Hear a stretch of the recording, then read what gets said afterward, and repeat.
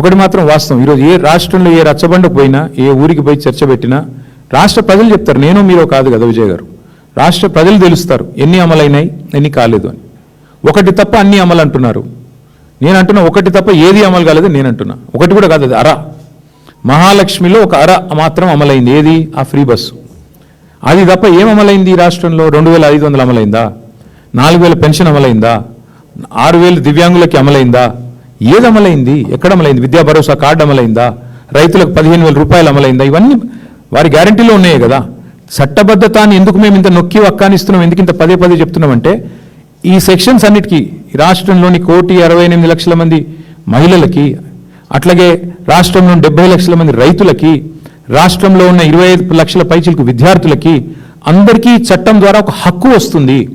ఆ హక్కు ద్వారా గవర్నమెంట్ గల్లాబట్టి నిలదీసి డబ్బులు ఇస్తావా చస్తావా, ఇవ్వకపోతే కోర్టుకు పోతే కోర్టు మొట్టికాయలేసి చట్టం చేసినావు కదా ఎందుకు ఇవ్వవు. ఇప్పుడు ఒక ఉదాహరణ విజయ్ గారు, ఇప్పుడే ఇక్కడ గోషామహల్ నుంచి కొంతమంది ప్రజలు వచ్చారు, సోదరులు వచ్చారు. అన్న మా భూమి పోతుంది, ఉస్మానియా హాస్పిటల్ ఏదో కొత్తది కడుతున్నారు, మా ఇల్లు గుంజుకుంటున్నాను వచ్చిండ్రు ఒక 20-30 మంది. వారు మా లాయర్లకు కల్పించినాం మేము లీగల్ సెల్కి. వారికి ఏం చెప్పాము తెలుసా?